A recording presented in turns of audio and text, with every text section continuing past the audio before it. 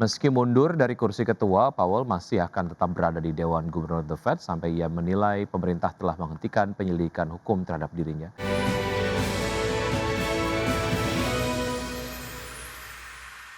Federal Reserve Board menunjuk Jerome Powell sebagai ketua sementara hingga Kevin Warsh resmi dilantik sebagai kepala Bank Sentral Amerika Serikat yang baru. Keputusannya diumumkan pada hari Jumat 15 Mei lalu bersama dengan berakhirnya masa jabatan 8 tahun Powell sebagai ketua The Fed. Meski mundur dari kursi ketua, Powell masih akan tetap berada di Dewan Gubernur The Fed sampai ia menilai pemerintah telah menghentikan penyelidikan hukum terhadap dirinya. Sementara itu, pergantian kepemimpinan The Fed terjadi di tengah tekanan besar pada pasar keuangan Amerika Serikat.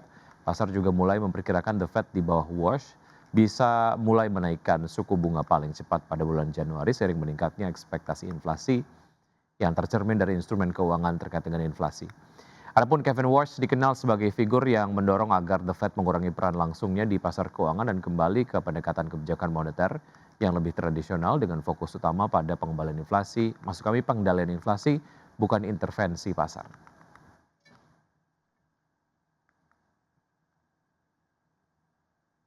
Presiden Amerika Serikat Donald Trump mengklaim Presiden China Xi Jinping telah setuju bahwa Teheran harus membuka kembali Selat Hormuz.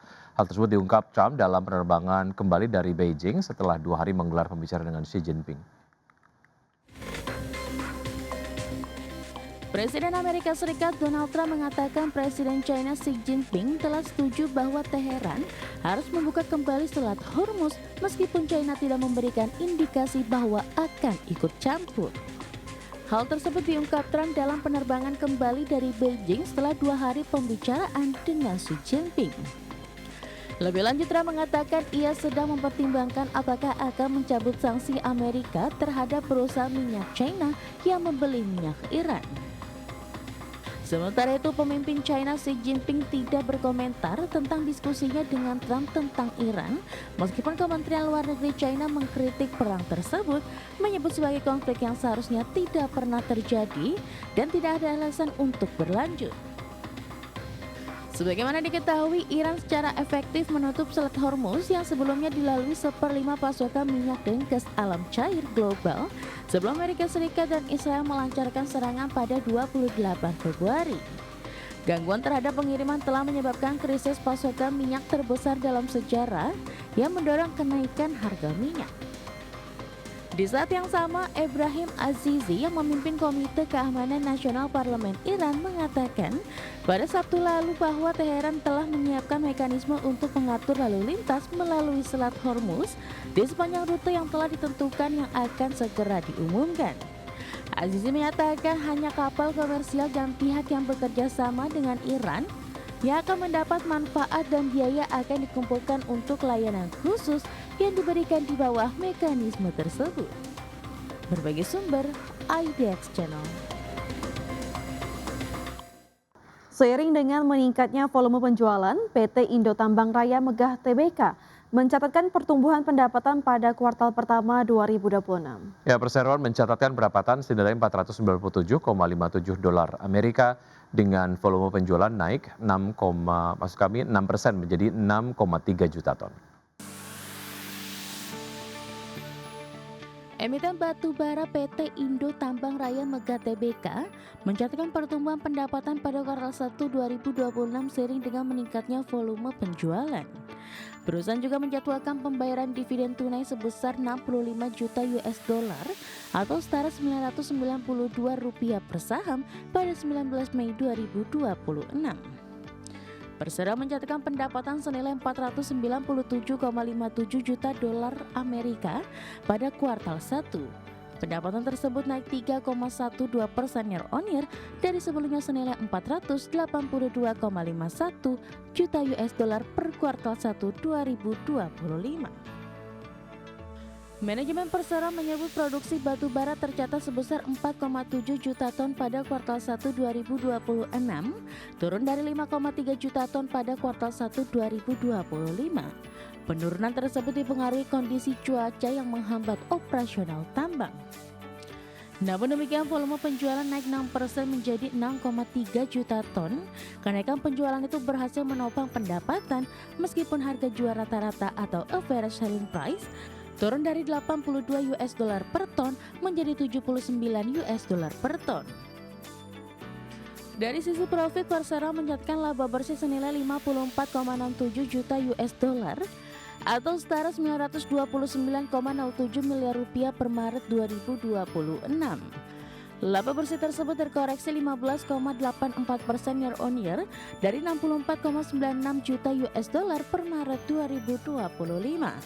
Penurunan laba salah satunya disebabkan beban pokok pendapatan yang naik 5% secara tahunan seiring dengan meningkatnya penjualan batu bara. Hal itu termasuk kontribusi penjualan batu bara pihak ketiga sebesar 0,7 juta ton.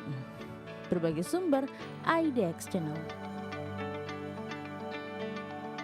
Ya, pemirsa, dalam rapat umum pemegang saham PT Wijaya Karya Beton Tbk memutuskan untuk membagikan dividen sebesar 4 miliar rupiah. Dalam keterangan resmi, perseroan memutuskan 10% dari laba bersih atau senilai 4 miliar rupiah ditetapkan sebagai dividen tunai ke pemegang saham atau sebesar 0,46 rupiah per sahamnya. Sementara itu sebesar 90% dari laba bersih tahun 2025 sebesar 36,01 miliar rupiah ditetapkan sebagai cadangan lainnya. Selain membagikan dividen, perseroan juga merombak susunan pengurus perseroan. Perseroan mengangkat Adrianto sebagai komisaris, Nur Aljana Fitri Gayo sebagai komisaris independen dan Indriani Widyastuti sebagai komisaris.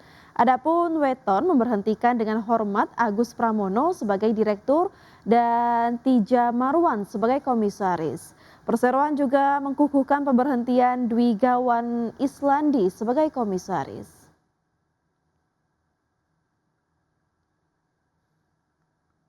Pemirsa, PT Global Digital Niaga Tbk atau Blibli berencana menerbitkan hingga 9,5 miliar saham baru melalui skema private placement. Ya, rencana ini akan dimintakan persetujuan dalam RUU PST dan RUU PSLB pada 24 Juni 2026 mendatang. PT Global Digital Niaga Tbk atau Blibli berencana menerbitkan hingga 9,5 miliar saham baru melalui skema private placement. Rencana ini akan dimintakan persetujuan dalam RUU PST dan RUU PSLB pada 4 Juni 2026 mendatang. Berdasarkan keterbukaan informasi di Bursa Efek Indonesia, manajemen beli menyebut penambahan modal tanpa hak memesan efek terlebih dahulu atau PMTH-METD menjadi salah satu agenda utama RUU PSLB. Total saham baru yang akan diterbitkan mencapai 6,92% dari modal disetor perseroan. Dalam rinciannya, PMTH-METD akan dilakukan melalui dua skema. Pertama, program kepemilikan saham untuk manajemen dan karyawan atau MESOP dengan alokasi maksimal 4,5 miliar saham. Kedua, penambahan modal di luar MESOP dengan penerbitan maksimal 5 miliar saham baru. Selain meminta restu aksi korporasi, perseroan juga akan membahas perubahan anggaran dasar agar selaras dengan KBLI 2025. Sementara dalam RUU PST, pemegang saham akan membahas laporan keuangan tahun buku 2025, penunjukan akuntan publik hingga pengangkatan kembali direksi dan dewan komisaris. Rapat dijadwalkan berlangsung 4 Juni 2026 di Hotel Indonesia Kempinski, Jakarta. Berbagai sumber IDX Channel.